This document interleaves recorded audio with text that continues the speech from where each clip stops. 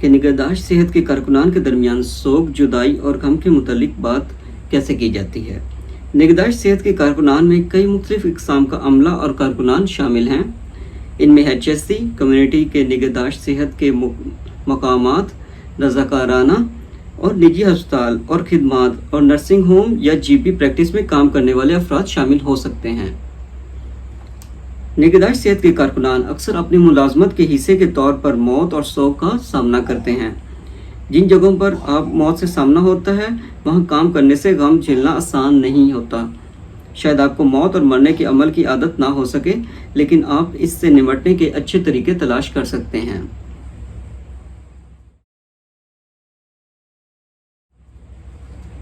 ہم سب اپنی زندگیوں میں کسی نہ کسی وقت سوگ یا کسی پیارے کی موت یا جدائی کا تجربہ کرتے ہیں۔ سوگ اور جدائی کے موقع پر ہم پر اثر انداز ہونے والے غم ایک فطرتی عمل ہے۔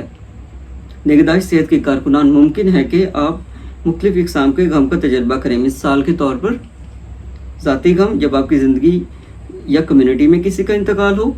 پیشہ ورانہ غم، جب ملازمت میں کسی جاننے والے کا انتقال ہو، جیسا کہ کسی کولیگ، مریض یا کسی کلائنٹ کا۔ نگہداشت صحت کے ماحول میں کام کرنا نہایت مصروف عمل ہو سکتا ہے اور عالمی وبا کے دوران یہ مزید مصروف رہا ہے۔ ممکن ہے کہ آپ نے سوگ کے بعد جلد ہی کام پر واپس آنے کا دباؤ محسوس کیا ہو، کسی کولیگ کے انتقال کے بعد ملازمت پر واپس آئے ہوں یا کام جاری رکھا ہو، اپنا خیال رکھنے سے پہلے غم سے گزرنے والے دیگر افراد کا خیال کیا ہو، اپنے دوستوں، فیملی یا ملازمت کے علاوہ سپورٹ سے علیحدہ رہے ہوں، اپنے انداز میں ذاتی طور پر یا اپنے پیارے لوگوں کے ساتھ غم کرنے کا وقت یا جگہ نہ ملی ہو۔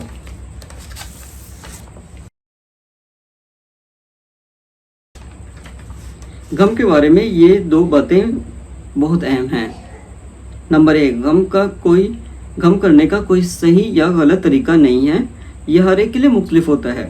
کسی کی موت کے بعد کئی مختلف چیزیں غم پر اثر انداز ہوتی ہیں۔ مثال کے طور پر اس شخص کے ساتھ آپ کے تعلق کی قسم یا اس کے موت کے حالات۔ نمبر 2، غم کی کوئی مدت نہیں ہوتی، غم کے مراحل نہیں ہوتے۔ ممکن ہے یہ آتا جاتا رہے، کچھ احساسات کبھی کبھار اور غیر متوقع طور پر آتے ہیں جبکہ دیگر مسلسل موجود رہ سکتے ہیں۔ زیادہ تر افراد اپنے انداز میں اور اپنے وقت پر مختلف احساسات کا تجربہ کرتے ہیں۔ تو اگر آپ اپنے کسی پیارے کو کھو چکے ہیں تو غم کے دوران آپ اپنی مدد کے لیے کیا کر سکتے ہیں؟ چند ترکیب یہ ہیں۔ نمبر 1، ہمیشہ خود سے نرمی اور صبر کا رویہ رکھیں۔ مستقبل کا سوچنے کی بجائے ایک ایک کر کے دن گزارنا یاد رکھیں۔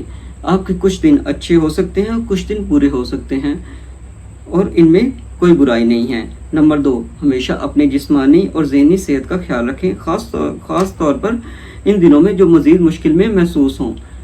اچھی نیند حاصل کریں اور باقاعدگی سے ورزش کریں۔ صحت بخش غذا کھانے کی کوشش کریں اور الکوہل سے گریز کریں۔ نمبر 3، پیشگی منصوبہ بنائیں کہ اپنی اینیورسری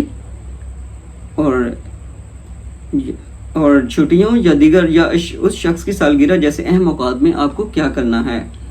نمبر 4، کسی ایسی تنظیم سے رابطہ کریں جو معلومات، آن لائن گروپس، وسائل یا معاونت فراہم کرتی ہو۔ جو آپ HSC کی ویب سائٹ hsc.ie/grief میں ایسی چند تنظیمیں دیکھ سکتے ہیں۔ نمبر 5، اگر آپ پریشان ہیں یا اگر آپ کو شدید قسم کا غم ہے اور وقت کے ساتھ ساتھ ہلکا نہیں ہو رہا تو آپ کسی GP یا اپنے جاننے والے ملازمین کے معاونت کے پروگرام EAP سے بات کریں۔ اگر آپ اپنی جسمانی یا جذباتی بہبود کے متعلق پریشان ہیں تو کسی طبی پیشہ ور سے بات کرنا ہمیشہ اہم ہوتا ہے۔ EAP کی خدمات ذاتی اور کام سے متعلق مسائل میں ملازمین کو رازدارانہ معلومات فراہم کرتی ہیں۔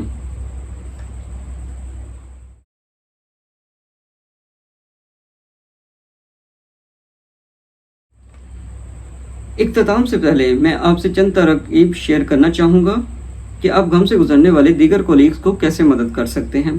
کولیگز کے ساتھ غم میں بات کرنا مشکل یا عجیب ہو سکتا ہے۔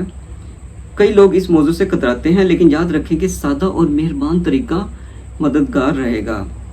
کسی کولیگ کی معاونت کے لیے آپ درج ذیل کام کر سکتے ہیں۔ موت اور اس کے اپنے کولیگز پر اثر کو تسلیم کریں۔ आमने सामने फ़ोन या तहरीरी तौर पैगाम की सूरत में हमदर्दी फराहम करें।